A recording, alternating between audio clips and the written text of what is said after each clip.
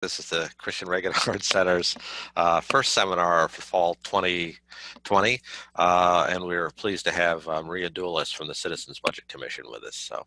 So thank you for joining us this morning, and thank you, Maria, for making time for us. I know you've been exceptionally busy, and along with the CBC, with all the fiscal issues swirling at the state and local level, and so.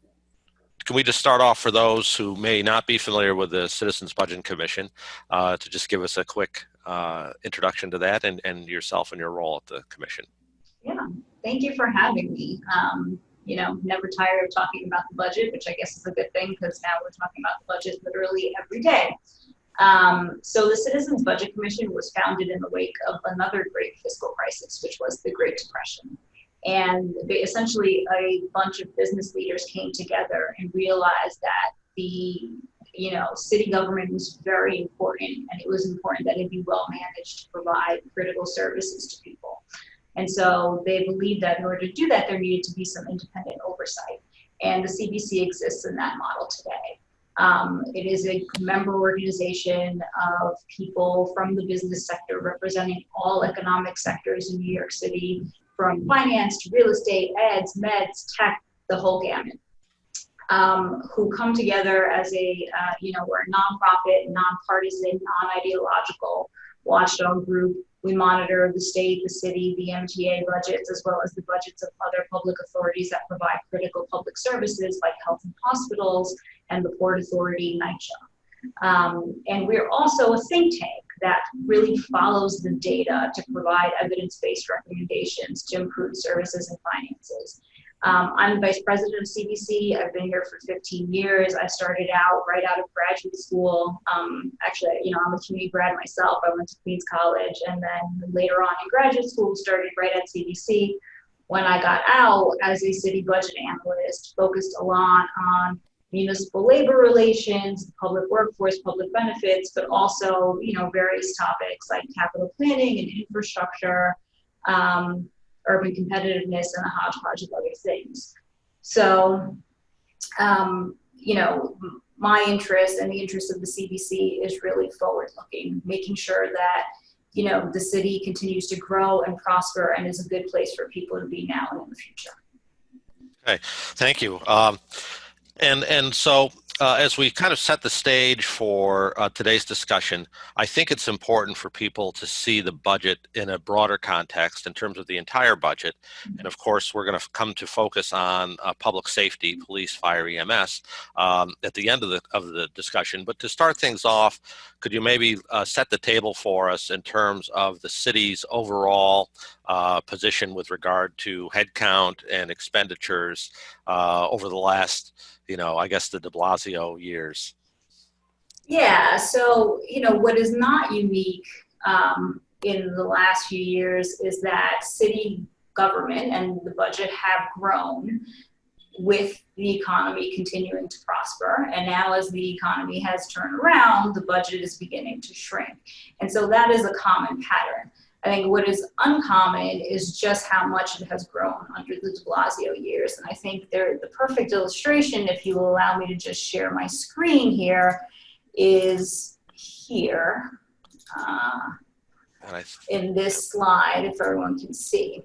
Yeah, we got it. And I think what is really instructive about this is you just sort of see how cyclical the growth of government is, but also what is unique and different about this moment. So the graph begins in 2002. This is both full-time and what we call full-time equivalent positions. That is an aggregation of part-time positions into one full-time position. So it is the most comprehensive measure of the workforce.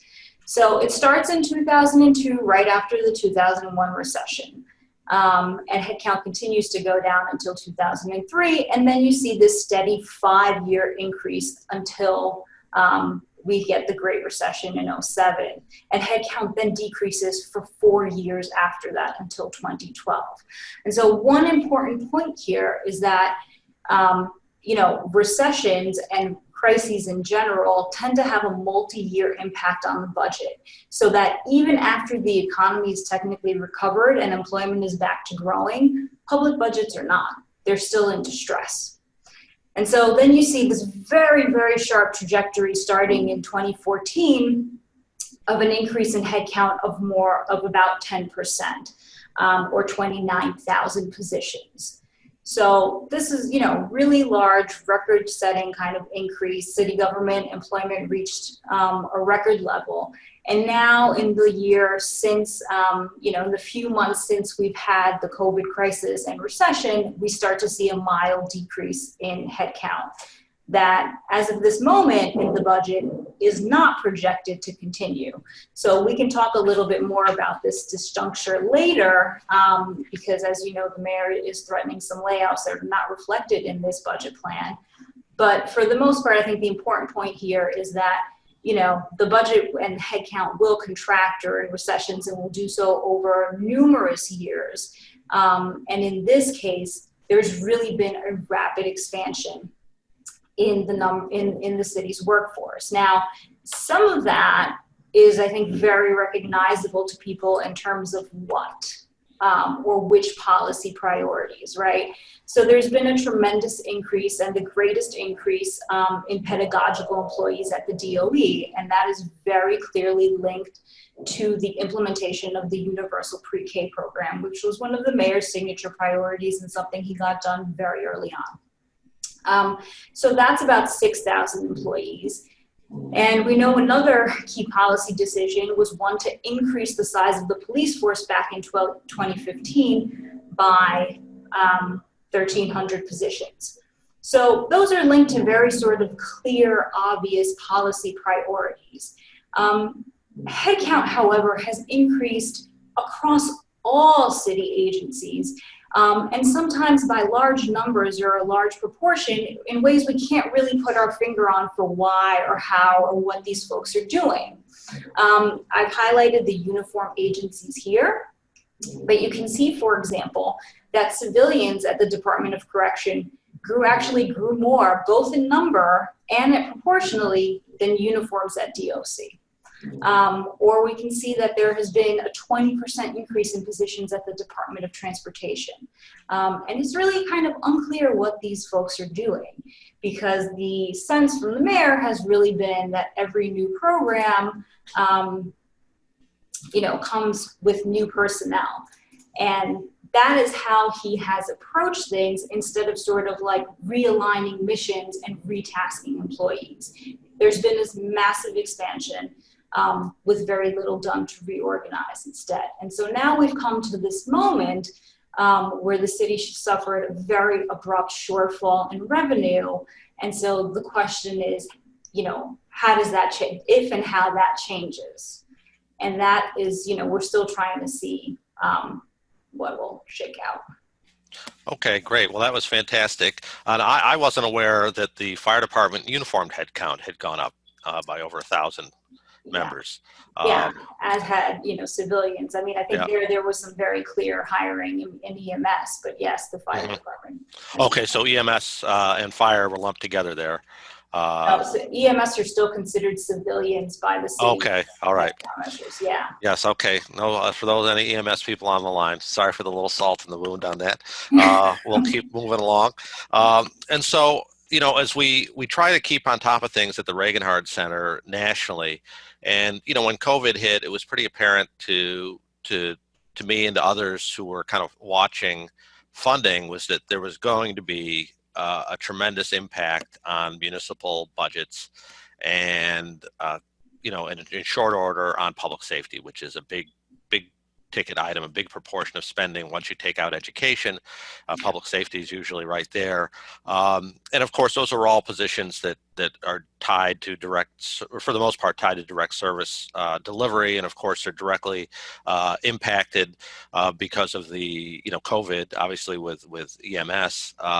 And of course, all the crises we're having around race relations and policing, which are directly impacting law enforcement. But we've seen maybe, 6 months ago, some municipalities doing layoffs, being very open about reductions in staffing and service levels. And really in large measure, it's almost like there's a bubble around New York City and New York State, and none of these things seem to penetrate that bubble. And yet, while we see all around us things happening, and even in the private sector, obviously, job losses have been catastrophic, and even among peers in academia. I have friends at private colleges who are getting their pension contributions reduced from their employer, and so on.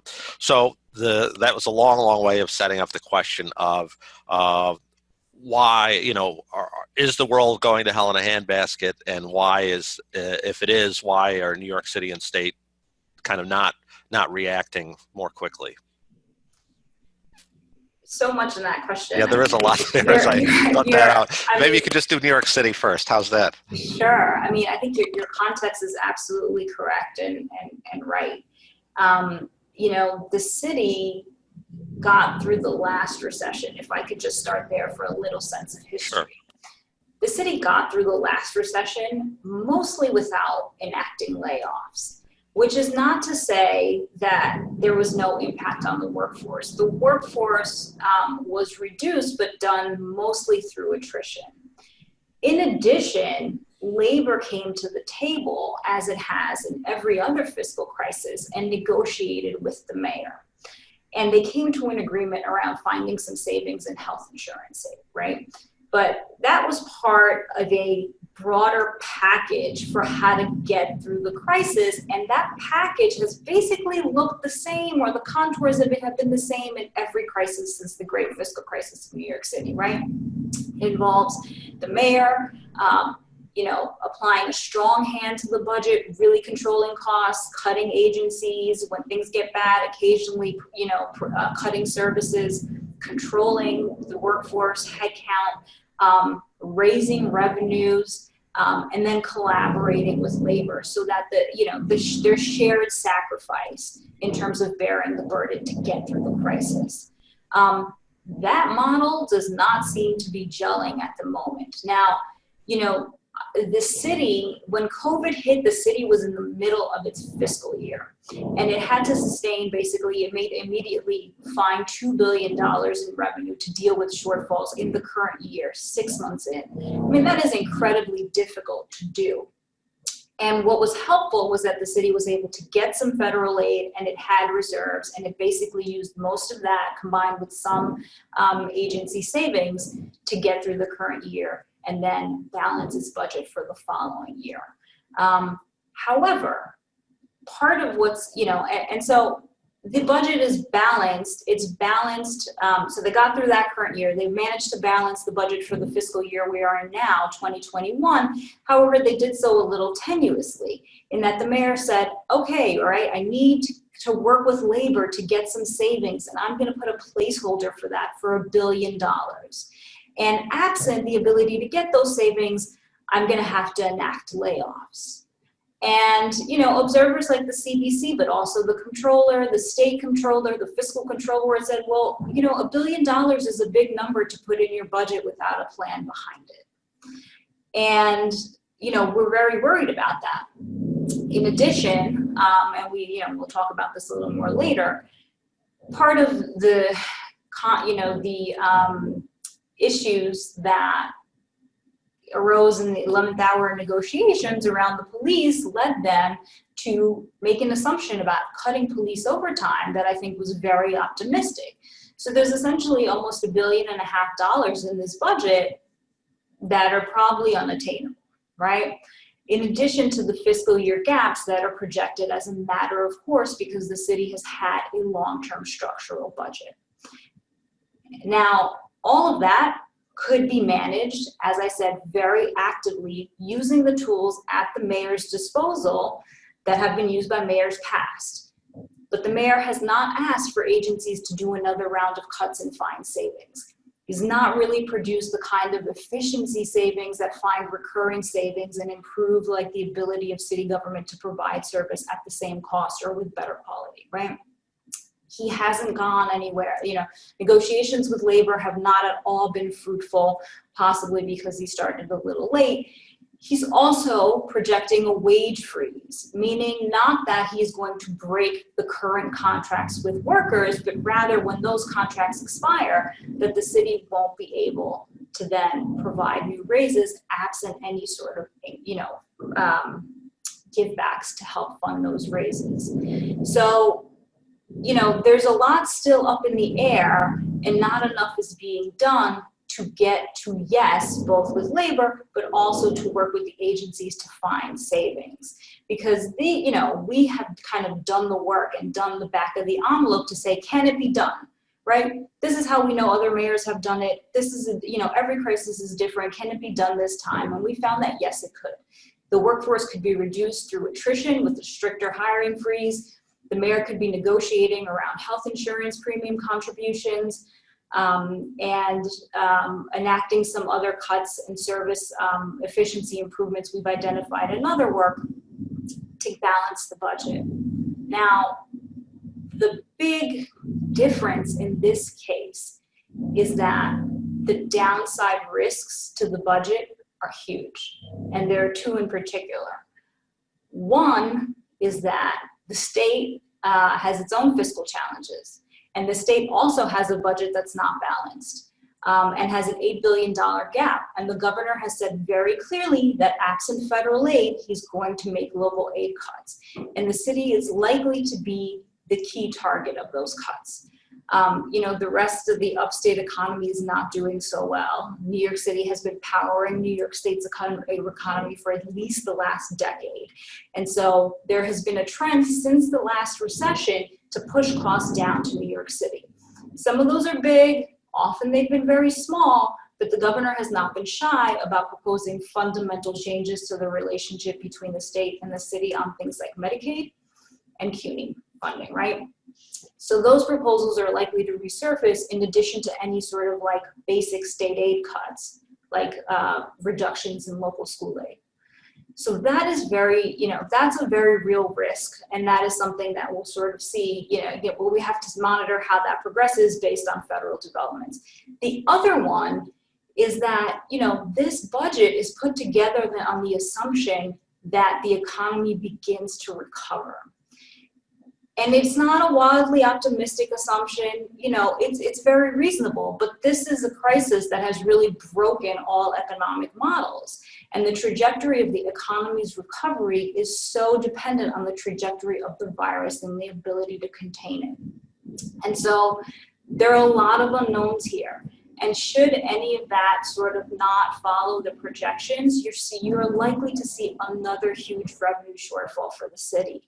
And that is what makes this crisis different and potentially severe. But right now, at this moment, there is so much that can be done to really manage the budget and do so in a way that protects critical services and vulnerable people without really making much of the worst sacrifices, like layoffs.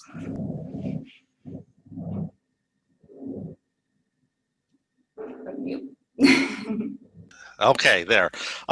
So yeah, that was fantastic, Maria. And so I think it's safe then to say from your answer that New York City and New York State are really in fiscal crisis. It's like the iceberg has been struck, and we're all busy dancing in the ballroom, and people have not yet kind of sounded the alarms to tell people to start putting life jackets on. Yeah, I mean, at the state level, I'll say in particular, the budget was passed and it wasn't balanced. I mean, they essentially said, we're passing this budget. We've got about $10 billion in spending more than we know we can afford at the moment, but we're hoping for that federal aid. And so we have been pushing as the CDC for a plan to, fill out these placeholders, tell us what you're going to cut. And the state, instead of detailing these cuts, continues to wait for the federal aid as its explicit strategy, and also has been withholding funding from school districts, from nonprofits, and from others as a way to manage. And that is really, that makes it incredibly difficult for these other entities that provide direct services to be able to plan. And should the state have to make the cuts in the absence of federal aid, will make the cuts much more devastating when they have to come at the 11th hour to be able to balance the books, right? Mhm. So, the state continues to wait. The city is also waiting, but has changed its strategy in that the mayor has now said, well, I am not making these cuts.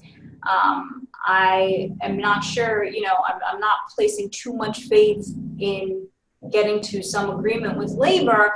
And so he's asking Albany for the authority to borrow for the shortfalls, and has now, constructed this false choice, like, well, it's either borrowing or layoffs, instead of really tackling expenditures and using the tools he has to be able to manage. Okay. Well, before we get on to the borrowing, let's talk about real quickly, and I think we can dispose of this one quickly, is what are these prospects for this quote unquote financial aid package coming from Congress? I mean, to me, as a kind of a casual observer, it seems that there's absolutely no interest among, I just don't see a path for a massive bailout under this current Congress, period. I mean, am I overly pessimistic? No, I think your take is correct. We'll see what happens when they come back to do the continuing resolution. But, I think if there was hope for a package anywhere near the magnitude of what the governors have been asking for, we were already seeing some numbers there. I think now the hope has become, if there is an election, when there is an election in November, if there is a change in presidential administration, that would bode well for New York City and for other state and local governments. And that then there would be funding that could be, a deal could come together and the funding could be approved very early on in January to kind of sort of help solve the problems. But, as I've said many times before, when the state and city were not in immediate crisis, there is no federal aid ferry, right? So, in the best case scenario, yes, they will come together. There will be a package. There will be recognition of the critical frontline services that state and local governments provide, and there will be some federal aid. Federal aid has never been enough to get a state or local government through a recession, even your kind of garden variety recession. So it still requires the governor and the mayor to make cuts, to look at budgets critically, to think about what revenues can be raised without harming the state or the city's competitiveness. And beyond that, the notion that the federal government will provide more to help us, improve some of the longstanding challenges we have, like NYCHA, I think is very misguided. Okay. And so what are your thoughts on, I guess, the notion of borrowing from the state authorizing the city to do, I guess it would be bonds, to fund essentially current operations and then pay them back over the long term? Is that how that would work? Bad idea. So, the city has a history with this and not a good one. But, fundamentally, borrowing, it has been done, by New York City, by the state, by others. But it should only ever be done as a last resort after you've literally gone through your list of options and kind of done what you can without providing, without doing harm on the other fronts. And at this point, our assessment is that the mayor, on his own, but also working with labor, can do a lot to solve the budget problems as they stand right now.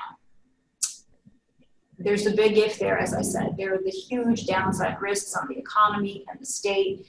And if those materialize, and, if the mayor comes back in January and says, well, our modeling is not proving to line up with what we're seeing on the ground here, and there's, an additional $5 billion shortfall, just to pick a number, then it might be time to discuss whether to borrow and what that should look like and how to determine both the size but also the appropriate oversight for that borrowing. I think Right now, the mayor has approached it as a kind of first resort, and certainly among others in the city council, the sense is that borrowing will absolve the need to make hard choices on scrutinizing spending and doing the work, right? But to borrow without doing that work is essentially to say, to prop up spending that you can't afford. And, watchdogs don't look kindly on that, because essentially you're making the New Yorkers of the future pay not only for their own services, but for our services today. And to get, very textbook, it violates what we call intergenerational equity. So, we don't like the idea. It's only appropriate as a last resort. And it should come, and if it happens, if it is necessitated by further economic deterioration that impacts revenues, then it should really come with a plan to get to some sort of fiscal stability that includes cuts and savings and other, collaboration with labor, but also with oversight from the Financial Control Board. And the context for a control board, the state plays a prominent role in such a body, right? Yeah, it's essentially a state body, and it is essentially saying that the state has the ultimate stamp of approval on the city's finances. This is how the city functioned in the fiscal crisis when it had gotten in trouble with debt, because there were these sprawling social programs and a complete lack of, accountability for the finances. And so what happened was that, this unaffordable spending was essentially propped up with debt and more debt and more debt, to the point where the city, went to lenders and the markets wouldn't give the city any more money. And so it was about to kind of come down like a house of cards. And there was a grand bargain to get the city out of that. That also included putting the city under this financial control board. And that control board monitored the city's finances and had the final yes or no well into the 1980s. That board continues to exist now in a purely, monitoring kind of role. But to do that would mean, would be a huge change. Well, it'd be a tremendous loss of what little sovereignty the city has within the state, and of course, not to point out the obvious too sharply, but the mayor and governor have a completely dysfunctional and hostile relationship, and so the prospect of the governor being able to, pull those strings. I just can't imagine in the city wanting to put your fate into the hands of Albany. Right. Okay. Which is all the more reason to manage now with the tools that are available now. Okay. Well, we've spent 30 minutes on the 10,000 foot view. So let's go now, go down, and I think we could talk all day or all this call about the what ifs and real, problems, especially with COVID, as it may indeed extend into a succeeding budget. So the administration initially proposed a package of layoffs, which I thought particularly cruelly and kind of short-sightedly included EMS workers. And I know CBC has done a lot of work around FDNY and FDNY EMS over the years, including I think a year or so ago when we had you in to talk about that report on 20 years after the supposed merger of fire and EMS in the city. But CBC's solution seemed to be current solution seems to be trying to get give backs in the area of health benefits, which we don't have to argue here, but certainly it's a very credible and legitimate argument to make. I know not particularly popular argument among workers, but how would the layoff situation how would that actually work, or do you know how it would work? What would that look like? Well, we don't know. This is the $1 million question. And, there are any number of ways to implement this. And what the mayor chooses to do is certainly going to be a signal of his priorities. And I argue it is a very deliberate choice to decide to shield firefighters from potential layoffs versus EMS workers. And, that signals something about the mayor's priorities. Now, the layoffs, if you can, there's sort of three headcount reduction strategies. One, as I mentioned, is you do a strict hiring freeze. You let people kind of attrit naturally because they retire, they find another job, or they leave the workforce, and you very selectively decide to fill only the most critical positions when people do that. There is what the workforce wants, was just this early retirement incentive, which is inducing people who are nearly at the finish line to retire, and or depending on how the legislation is crafted, providing an extra benefit to people who can already retire. And so, yes, that induces separations from the workforce and may do so more quickly than attrition. But, ultimately is more costly in that you have these added pension costs you have to contend with over the long term. And then there's layoffs, and the difference between layoffs and these other two is that in the other two, you can't really control who leaves, but in layoffs, you can. And that control is a little limited by civil service rules and contract rules that, talk about how this, lay out how the process is done. But, it's not like the private sector where a manager or a CEO or whoever sits and sort of assesses what the key business lines are and who the best employees or the best team is to be able to accomplish that. And then kind of, you hear the horror stories about they go into the room and they lay off, everyone, and they pack their box up by the end of the day, right? It's neither as controlled or as immediate, in the sense that the civil service rules and the contracts pretty much say, well, it's really the most junior employees who are on the chopping block when it's time for layoffs. And then the mayor has to notify the unions, and they go through this whole notification process, part of which has already started, but has been paused. So it's underway. It's still not yet public, except for some snapshots what we hear about how they will be implemented. Are all agencies taking basically a similar proportional cut? Will some be shielded? Will others not be? It seems, just based on this what we know about EMS and fire, that's probably what the case will be. And if so, it will be very clear what the mayor's priorities are for service when we see where the layoffs will be distributed. Okay, we're starting to get some questions in, so this one dovetails nicely with that. The mayor announced a furlough of his. I don't know how many people were affected by it, but are furloughs an alternative to avoid layoffs? Yeah, they are. The difference, I'd say, or why they're not the best solution is, the savings are short term, right? Like if you're furloughing, you're sort of telling an employee, I'm not going to pay you for this short amount of time, and you recognize the savings in 1 year, as opposed to a reduction where, that employee's salary is essentially zeroed out on an ongoing basis, right? So that's the distinction. I don't see any reason why furloughs couldn't be considered on a wider, on a grander scale. Particularly, it's an interesting moment, and I think there may have been a lost opportunity for furloughs in the early days of COVID, where the city stopped providing some services, right? We were still paying crossing guards to be at schools for which there were no children attending. So, there were opportunities, I think, to look and think about the city's personnel and say, well, wait a minute, what are we not doing in the current moment? And can we furlough some of these people temporarily, for the savings and have them come back?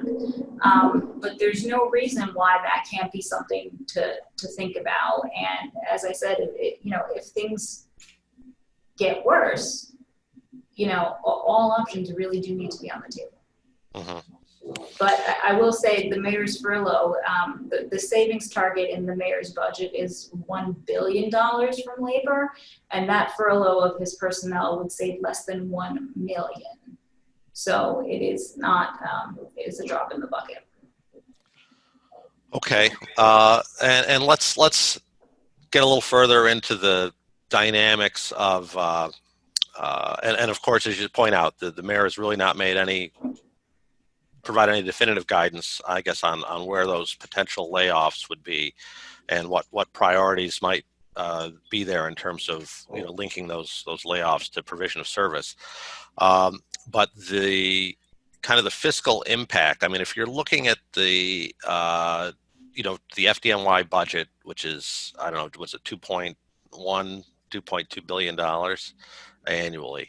And you hone in on, and I don't even remember the number right now off the top of my head, the number of EMS workers that they were looking to lay off. It seems like it was almost like was it theatrical? In terms of, well, let's just pick something that will be so unpopular and kind of flies in the face of common sense that this will propel Albany and the federal government to take action. I mean, sometimes I think there's a sense in New York City that the whole world pays attention to what goes on here, and in many ways, they don't. And so I don't know what it just kind of defies. In terms of saving money, there's things you could save money on, right? Toilet paper, heat, facilities, all kinds of administrative programs. Why would you even go after people who are out delivering, by definition, a life-saving service in the midst of a historic pandemic, and for which all reasonable advice suggests that we're going to be going through another wave in the fall here in the next couple of months. I mean, how do you get that? I don't, I'm not in a position to answer for the mayor's political or policy perspective on that. I think you're certainly right that with these things, there's always an element of political theater or a political calculus about what a certain announcement or floating an idea might propel in terms of action. I don't know if this was part of it. I certainly think that, EMS obviously so critical to the services the city's providing, and it's important, particularly in the pandemic. And, its importance has only increased as the city's volume and the service need on medical calls has grown so tremendously in the last 15 years. And, the work that we've done, as you said, on the fire department, yes, there was this supposed merger more than 20 years ago, and the EMS service was supposed to be integrated into the firemen, and that hasn't happened. What's happened is running these two systems in these two silos, except for the recognition that as fires have declined, and the volume of medical calls has grown, that there was some slack in the firefighter, in the firefighting function that could be repurposed to help pick up some of the burden on the medical calls. And, so we have this system that has evolved in a way that, is not how you would design it. If you had a blank slate and wanted to design this system today, this is not what you would choose. And so we have a fire department where 75% of the incidents are medical, and resources, 75% of the resources are dedicated to firefighting, with maybe 15% of that kind of, as I said, cross-purposed for medical.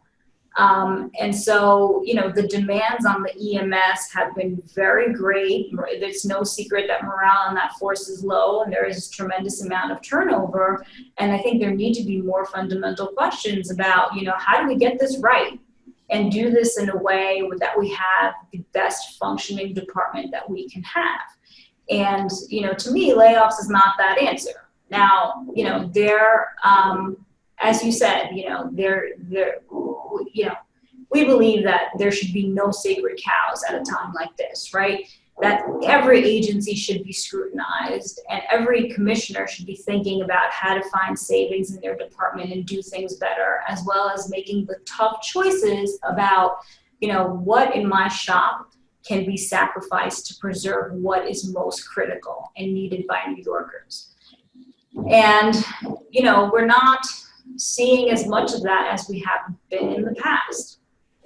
And certainly I'd argue, what the data show us in terms of the savings that have been presented under de Blasio are actually that the the savings are kind of like some of what you said. You know, in this budget, there was a tremendous amount of savings found from things like, well, our workers were working remotely, we shut off the lights, we had energy savings, right?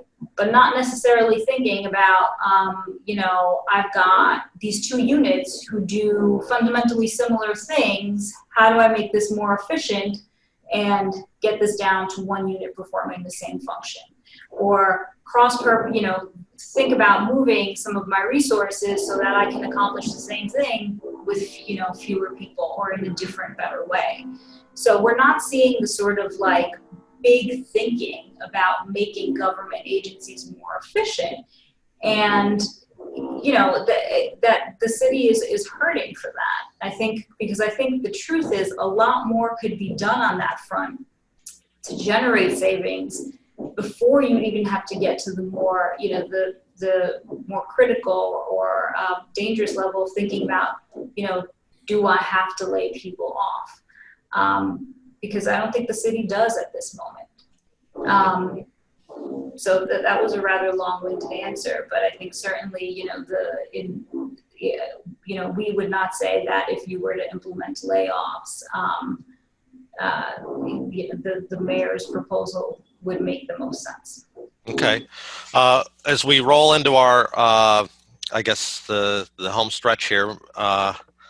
Okay, great. I got a question. So please, everybody, this is your chance. So please send in your questions, and I'll let a couple build up. Let's, well, actually, we've got one that's directly pertinent to EMS.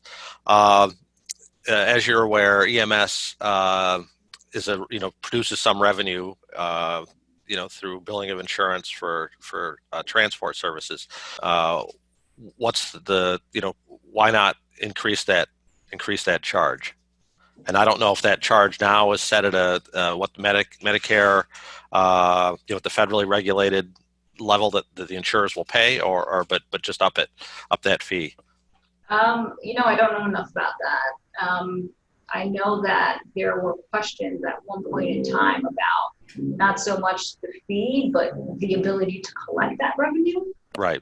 And I know that there is a large percentage of people who use AMS for whom Medicaid is billed for the use of the service. But, you know, I don't know if there are any restrictions on being able to raise that fee, but certainly, like I said, you know, revenue options to manage this crisis should also be considered. Okay. All right. Now let's the big player here that we haven't touched on yet, of course, NYPD. And I think you know, CBC produced some really, I think, valuable analysis around this whole, you know, we'll call it the defunding, quote unquote, defunding of NYPD, which again, you know, if you're really following the ball, it was really kind of overstated, right? And so do you want to just walk through kind of the terrible fiscal calamity that's befallen NYPD under the defunding and what that really amounts to? And then we'll come to the whole, from a fiscal standpoint, you know, it really wasn't a cut, right? It was just a transfer of funds from one bucket to another in large part, right? Yeah. Well, yes and no. I mean, it's okay. You could. It's okay. Keep me straight here. Go ahead. Yes. So, you know, what was the, you know, we wrote something that said, you know, was the NYPD budget cut by $1 billion? And the simple answer was no. No, it wasn't.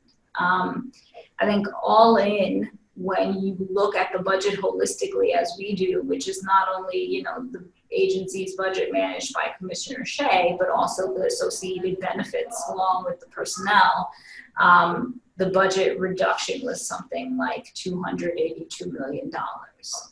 And so, you know, it was not the $1 billion reduction that was billed. Now, there are a couple of reasons for that. That, you know, that's the year-over-year decline. I think the conversation was framed in terms of how do we reduce the budget from the mayor's proposal, right? He had the executive budget. That's what the council was reacting to. The council was under tremendous pressure from advocates. And so, you know, what were the reductions against the mayor's budget? And even then, they don't amount to $1 million. Part of what they did was to say, oh, we are going to reduce overtime by $350 million, which is a tremendous cut, something like 40% of typical overtime at the NYPD, which doesn't just happen. I mean, that would require, to do that would require tremendous, changes in operational deployment and potentially contract rules that drive overtime. So, that is sort of an unrealistic figure. The other part of this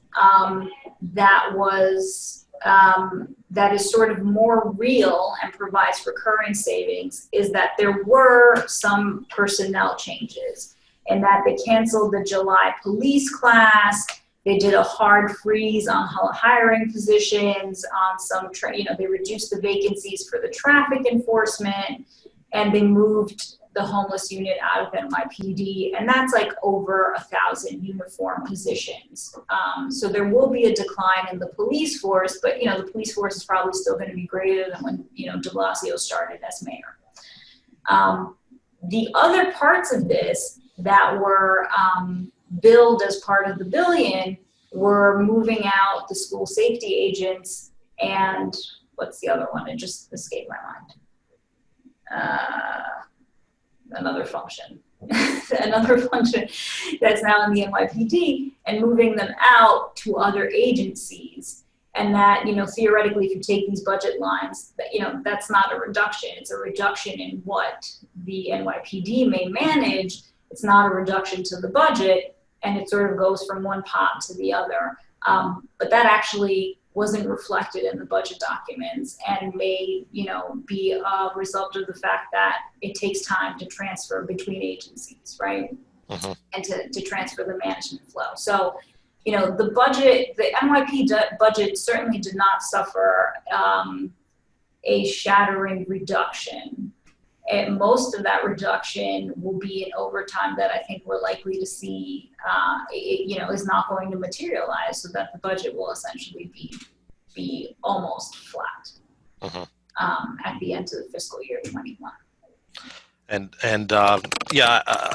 think a lot of people, I did some research for a piece a couple of years back looking at NYPD's headcount, and their headcount fluctuates pretty widely, which a lot of people don't appreciate. And they've used overtime, people would argue, fairly effectively to manage the crime, their portfolio of service, almost independent of how many people they have, and in terms of their headcount. And so, as if you look at NYPD up against fire, where fire really relies on a steady headcount, and much less so on overtime for operational purposes, other than just kind of maintaining their normal deployment schedule. So the cuts to overtime in NYPD seem particularly unrealistic. But I think it is important for people, because there's the whole, there's the whole cottage industry now of New York in terms of, and I think it's to some degree it's the police unions kind of peddling the notion that fiscally the rug's been pulled out, and that they're all of a sudden they're going out with old equipment, and really the headcount has not been impacted in any real significant way. I mean, it will decline. Now, is that decline going to impede their ability to do their job? I think that's a different question. And, the data don't bear that out. I mean, 2014, 2015, these were not the bad old days where we were under policed, right? That's the kind of headcount that we're talking about. So, I think if there is a case that more headcount is needed, the commissioner should have to spell out why exactly, that is, and for what purposes and what functions, and what is he unable to do, absolutely without these numbers. So. Okay. All right. Well, let's see. The last call for questions, because I think we're kind of reaching a natural break point here in terms of having come through what we wanted to come through. and we've been very efficient, and thank you for that, Maria, is, I guess the wind-up question for me would just be, given all this, let me scroll down here. Do I have some questions? Oh, great. I did have a question. Thank you, Jason. What might the fiscal impacts be of the DOJ federal government's designation of New York City? Oh yeah, I love this one.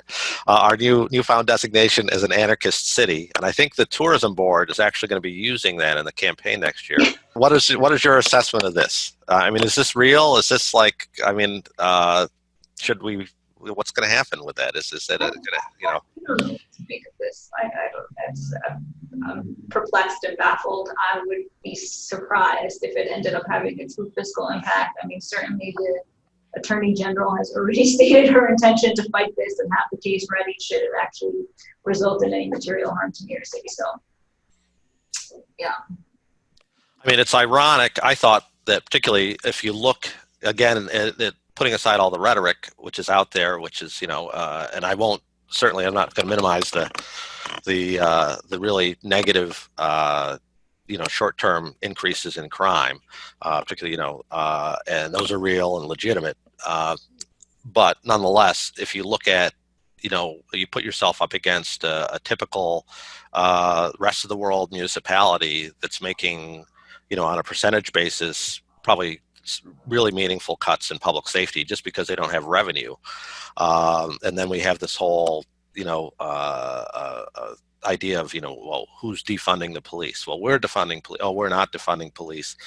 There's probably places that are, you know, the red, white, and blue law and order apple pie America that have laid off police officers more so than New York City, right? Yeah, and I mean, I think it's worth, this is just a fiscal note, right? But it's worth saying that, you know, the city's uniformed employees are very highly compensated and are often, and that is not just for their benefits, which in New York City in particular, I mean, we touched about health insurance, but I didn't really give the full explanation. So please indulge me for 1 second, which is, you know, one of the reasons the CBC keeps coming back to health insurance as an answer to this is because employees and retirees are mostly, you know, we're talking about over 90% of them subscribed in the Emblem plan, which does not require any premium contribution from employees.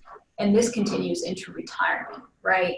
So that is just like starkly in contrast to the rest of the private sector, and even to other public employees at the state level or even other state and local governments, right? Like in other cities, police officers are contributing toward their health insurance, as are teachers, as are, you know, clerical workers.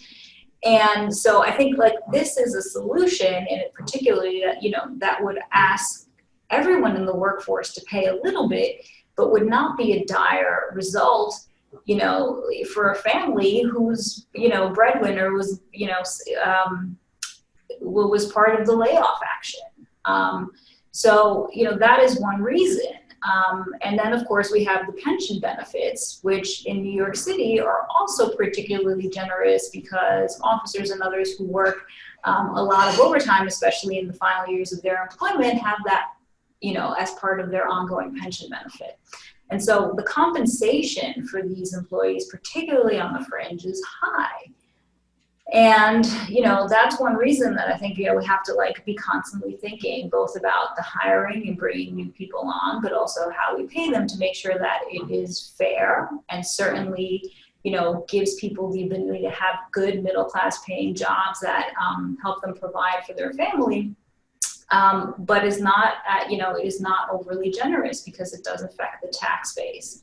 And, you know, when uniform personnel, but particularly police officers in New York City have been, you know, shielded from layoffs and other cuts, except traditionally in like the very worst cases.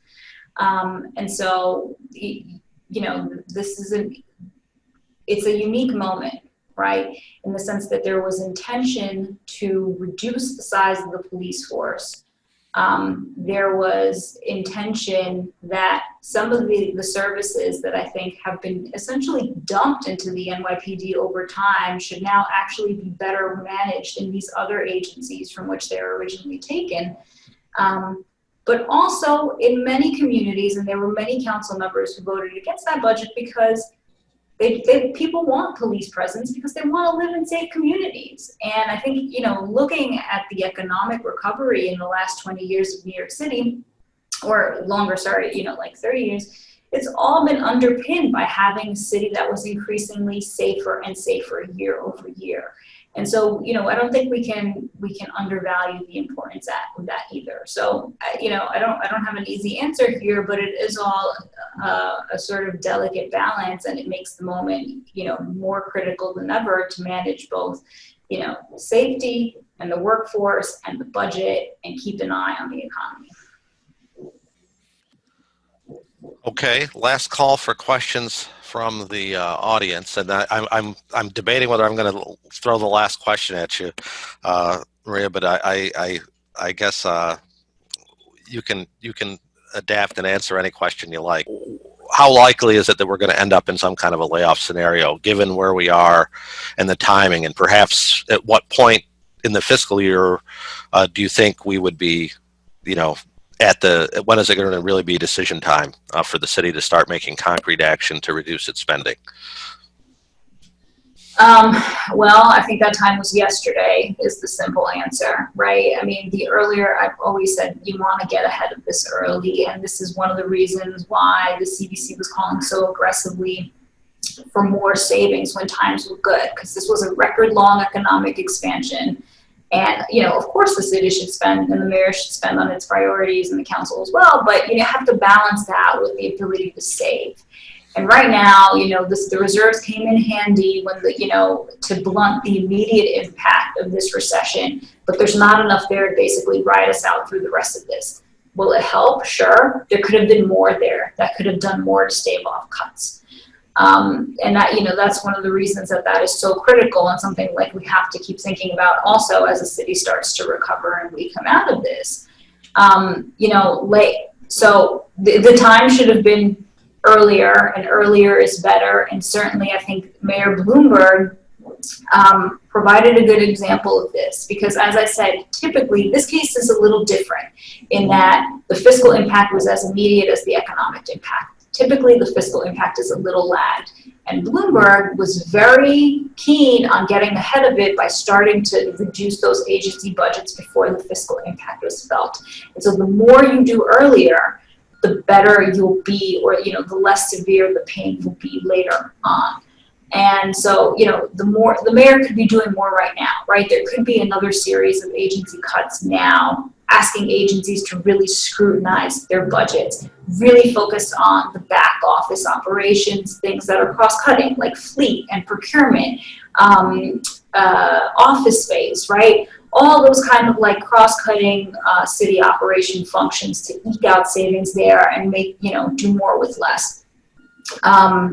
And then coming to a deal with labor. I mean, these were negotiations that should have began immediately, right? And they're typically, even in the most contentious mayor union relationships, I'll go back to Bloomberg again, that had gotten a little dicey by then, but they were able to sort of come up with something and come up with savings early. And I will give the de Blasio administration a lot of credit in that it has established this committee on health insurance very early on that was pretty successful in coming up with some savings agreements. So you have a basis for talking, and you've built a rapport on these issues that you can kind of reconvene and use to work on health insurance. And so if I was, if I was like thinking through these cuts, that's what I would be tackling, right?